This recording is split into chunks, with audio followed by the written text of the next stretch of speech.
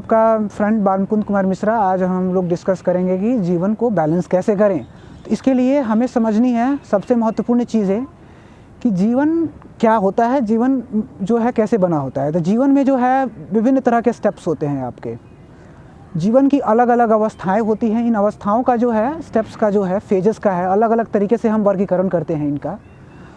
तो हम इन जीवन की अवस्थाओं को पहले समझेंगे एक तरह से, और फिर उनको हम दूर करने का प्रयास करेंगे।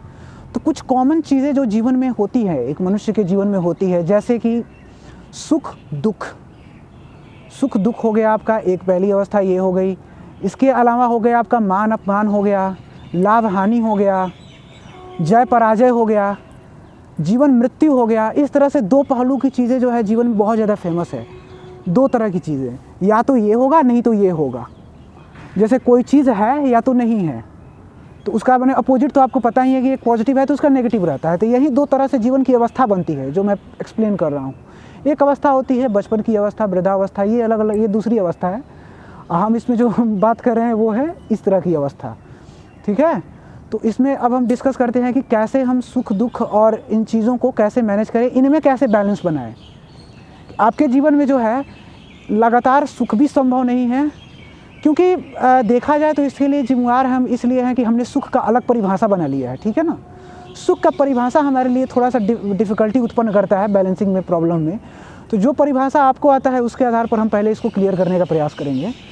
तो जो सुख का मतलब है कि मैं अमीर हो जाऊं, कोई भी चीज़ जो मेरे मन को शांति प्रदान करे, जिससे मुझे मतलब अंदर से खुशी महसूस हो, एक तरह से वैसा आप सुख समझ सकते हैं, ठीक है। तो व्यक्ति को उस समय आती है कोई भी चीज़ जो आपको थोड़ा सा दुख प्रदान करे, मतलब आपके जीवन में वस्तुओं का अभाव कराएं, आपके मतलब जीवन में किसी तरह से कष्ट प्रदान करे, वो क्या होती है, दुख की चीज़ें होती हैं। तो उस आधार पर तो उसको आपको समझना है पहले कि उनको हम कैसे ऑब्जर्व करें। तो जब व्यक्ति सुख आता है हमारे पास, जब हम सुख आते हैं, हम कहीं जीत जाते हैं, या हमें कभी कभी मान भी बहुत ज़्यादा मिलता है, कोई मतलब लोग हमें मान सम्मान देते हैं, तो इन चीज़ों में व्यक्ति का मन जो है कुछ अलग ही फील करता है। वो जो है एक खुशी ज़्यादा महसूस करने लगता है, जो कि फिज़िकल होती है एक तरह से। वो हमें नहीं होनी चाहिए, इसको हमें पूरी तरह से पहले नेगलेक्ट करना है। जीवन में स्टेबिलिटी के लिए इसको पूरी तरह से नेगलेक्ट करना है। ये भावना जो है, ये फीलिंग जो है नहीं होनी चाहिए किसी भी तरीके से। दूसरी फीलिंग है दुख की। जब आपके साथ कुछ बुरा होता है, बुरा कई भी चीज़ें हो सकती है, मुझे आपको बताने की ज़रूरत नहीं है, आप समझते हैं क्या क्या चीज़ें बुरी होती है। जैसे किसी का डेथ हो गया हो, कोई चीज़ है, आप एग्ज़ाम में फ़ेल हो गए हों, अगर आप स्टूडेंट हैं तो, किसान है तो उसका फसल बर्बाद हो गया हो। तो इस तरह की चीज़ें हैं जो जीवन में दुख लाती है। तो इन दो चीज़ों को आपने समझ लिया। अब इनमें जो बैलेंस कर लेगा, यानी कि इन दोनों चीज़ों में जो समान रहने की, जिसको गीता में भी बताया गया है कि आपको कि जो रहना है वो कैसा बनना है, स्थित प्रज्ञ बनना है। आपको हर स्थिति में एक समान रहने वाला आपको बनना है। सुख दुख में एक समान, मान सम्मान में एक समान, हर स्थिति में एक समान। इसके बनने का अगर आप प्रैक्टिस करेंगे, मैं गारंटी नहीं दे सकता कि आपको डायरेक्ट ये भावना आने लगेगी। इसको आपको प्रैक्टिस करना पड़ेगा। जब आप प्रैक्टिस कर लीजिएगा तो ये स्टेट आपको मिल जाएगी, जिसमें आप हर तरह की स्थिति में कैसे एक समान रहते हैं वो आप सीख जाएंगे। और जब आप ये सीख जाएंगे तो जीवन में बैलेंस अपने आप क्रिएट हो जाएगा। तो अब बात आती है कि कैसे हम इसकी प्रैक्टिस करेंगे, बैलेंस मेंटेन रखने के लिए प्रैक्टिस कैसे करेंगे। तो सबसे महत्वपूर्ण है प्रैक्टिस के लिए कि आपको, मैंने दो तरह के, मेरे प्रीवियस वीडियोज़ में आप देखेंगे तो मैंने दो तरह के जीवन बताए हैं, व्यक्ति के दो तरह के गोल बताए हैं जीवन में। पहला जो है आध्यात्मिक लक्ष्य है और दूसरा है भौतिक लक्ष्य, या एक तरह से फिजिकल एम, और दूसरा है स्पिरिचुअल एम।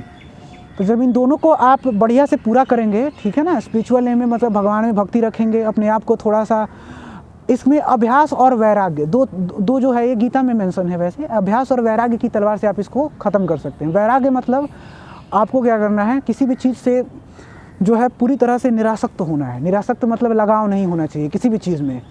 आप इस सृष्टि में किसी भी चीज़ से लगाव मत रखिए। न तो लगाव का मतलब इस मायने में है कि उस चीज़ के प्रति आपकी आसक्ति नहीं होनी चाहिए, कि वो चीज़ रहे तो आपको प्यारा लगे, ना रहे तो बहुत दुख हो जाए। लगाव रखना ही नहीं है। मानना है कि हम यहाँ पर, चूँकि मानव जीवन फिक्स नहीं होता है, हम कुछ समय के लिए हैं फिर यहाँ से चले जाएंगे, तो क्यों लगाव रखे भाई। लगाव उसमें रखो जो कि तुम्हारा अनंत है, जो ख़त्म नहीं हो सकता, उसमें लगाव रखो। और वो प्रभु है, भगवान है। सनातन में लगाव रखो, ईश्वर में लगाव रखो, क्योंकि वही सत्य है। बाकी चीज़ें तो सत्य है ही नहीं। तो इसलिए ये भावना आनी ही नहीं चाहिए कि हम जिन चीज़ों में ज़्यादा लगाव रखें। तो इस तरह से आप भगवान का भजन करते हुए और सब चीज़ को आप ऐसे देख सकते हैं कि आपको छोड़कर, यहाँ तक कि आपका शरीर भी, आपको अपने शरीर से भी ज़्यादा लगाव नहीं होना चाहिए। मैं ऐसे बता रहा हूँ आपको, शरीर को भी आपको छोड़ देना है। समझना है कि मेरे अंदर जो आत्मा है वो भी, उसका तो ना कोई नाश कर सकता है, वो अमर है, उसको किसी भी तरह से डिस्ट्रॉय नहीं किया जा सकता, उसको तो कोई दिक्कत वैसे भी नहीं होगी। तो आपको जो है उसको जो है सीधे ईश्वर से रिलेट करना है, ठीक है। आपको समझना है जो है सब ईश्वर है, जो है वो भी भगवान ही है, और जो नष्ट हो रहा है वो भी भगवान ही है, जो है वो भी वही है, जो नहीं है वो भी वही है। भगवान का ये एक परिभाषा होता है। तो इस चीज़ को अगर आप ध्यान देंगे तो आपको पता चलेगा भाई कि जब जो है वो भी वही है और नहीं है वो भी वही है, तो मैं किस चीज़ के लिए रोऊँ, मैं किस चीज़ के लिए दुखी हूँ, सीधी सी बात है। और क्यों ना मेरे जीवन में बैलेंस हो। तो इसलिए आप सुख और दुख में इस चीज़ को थोड़ा सा ध्यान देंगे तो आप सुख दुख मान अपमान पराजय, ये जो दो मुखी चीज़ें होती हैं जीवन में, अपोजिट चीज़ें होती हैं, दो मुखी चीज़ें हैं, एक दूसरे का अपोजिट होता है। तो इन चीज़ों से आप पूरी तरह से मुक्त हो जाएंगे और आपके जीवन में परमानंद आ जाएगा। कुछ समय लगेगा, आपको इसको मेंटेन करता रहना पड़ेगा। प्रैक्टिस बहुत ज़रूरी है, इसको आप प्रैक्टिस करते रहिए, आपको वो स्टेट मिल जाएगी, आपका जीवन मंगलमय होगा। हरि आपका कल्याण करे। जय श्री कृष्ण।